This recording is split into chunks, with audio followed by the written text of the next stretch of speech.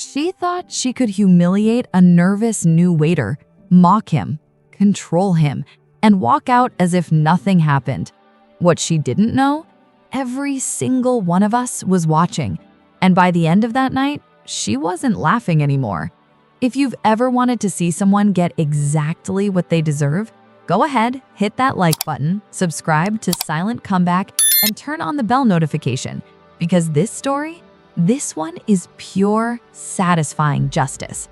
Let me take you back to 2015, before everything changed, before karma hit like a truck. I was just a nursing student, working long, exhausting shifts as a waitress in a restaurant that didn't even advertise. No billboards, no flashy promos, just reputation, word of mouth only, which meant one thing: every customer interaction mattered. I'd been working there for a few months, long enough to prove myself. I wasn't officially a trainer, but management trusted me. If a new server was struggling, they'd quietly pair them near me. And that's exactly what happened the night everything went down.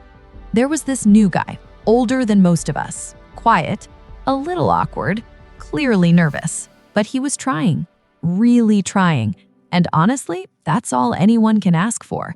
It was his first night handling a full section alone, and I could already see it coming. The stress, the pressure, the inevitable chaos. So I kept an eye on him from the section next to his, ready to jump in if things got messy.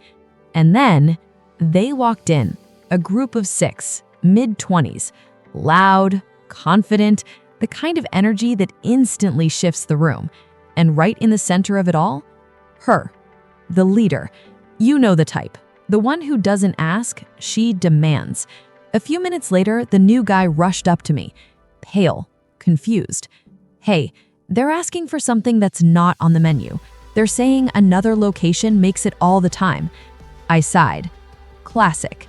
Now, I could have told him to stand his ground, but this was his first night. He was already on edge, so I kept it simple. Check with the kitchen. If they're okay with it, we'll make it happen. The kitchen agreed. It wasn't a big deal, just a custom wrap. Easy. Problem solved. Right? Wrong. Because the moment he brought that dish out, everything changed. Every time he returned to the table, there was something new. Can I get extra sauce? Actually, I want something different. Why is this taking so long? Didn't I ask for this already? Again, and again, and again. She didn't give him a second to breathe. Not one. I watched his face from across the room. Panic. Pure panic. So I stepped in. I started covering his other tables, refilling drinks, taking orders, keeping things moving, letting him focus entirely on them. And it still wasn't enough.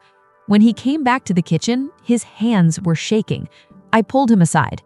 Hey, listen, you might not get a tip from them, and that's okay. Just breathe. He nodded, but I could see it. He was breaking. And then he told me what was really happening. She says she's a trainer from another location. I froze. A trainer? And she keeps saying I'm the worst waiter she's ever seen. That's when my stomach dropped. So that's why. The constant demands, the nitpicking, the humiliation. This wasn't just a difficult customer. This was someone who knew better and chose to be cruel anyway. But she wasn't done, not even close. She says there are multiple birthdays at the table, and they all want free cake and the birthday song, right now. I just stared at him. For a second, I didn't say anything, because inside, I was furious. Not annoyed, not frustrated, furious. But instead of snapping, I smiled, and that's when the idea hit me. Okay, I said calmly, prep the cakes. He blinked. Wait, really? Oh yeah, I said. We're gonna give them exactly what they want. I walked straight to my manager. Quick, direct. I told him everything. Every demand, every insult, every detail.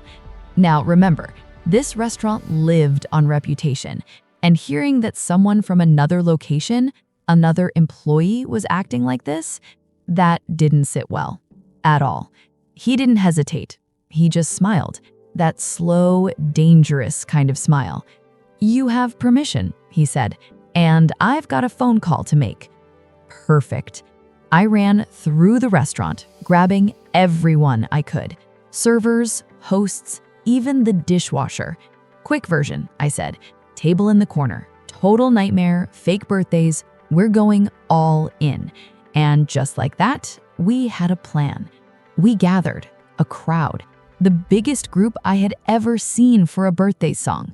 Meanwhile, the cakes were ready. The table was waiting. And the leader?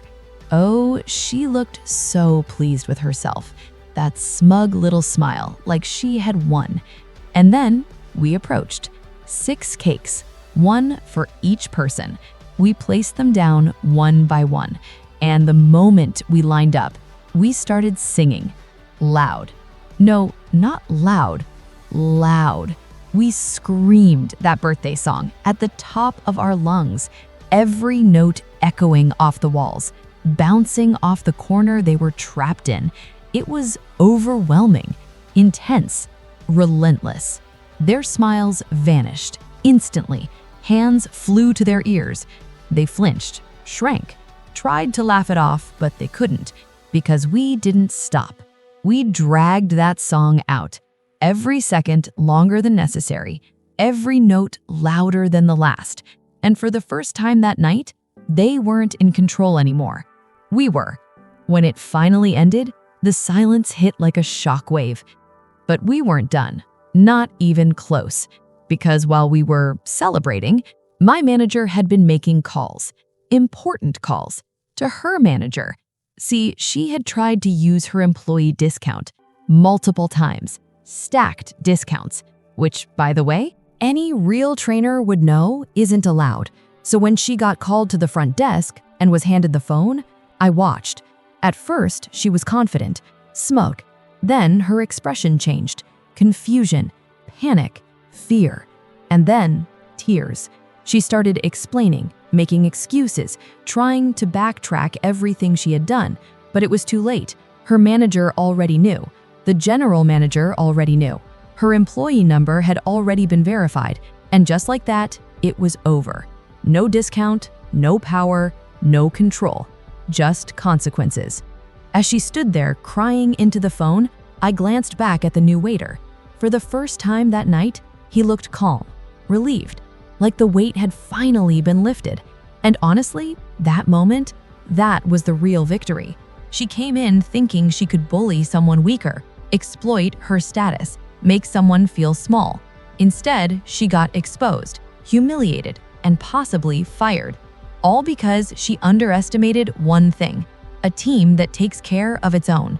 Some people think power gives them the right to treat others badly, but the truth is, power just reveals who you really are. And that night, she showed everyone exactly who she was, and we made sure she'd never forget it.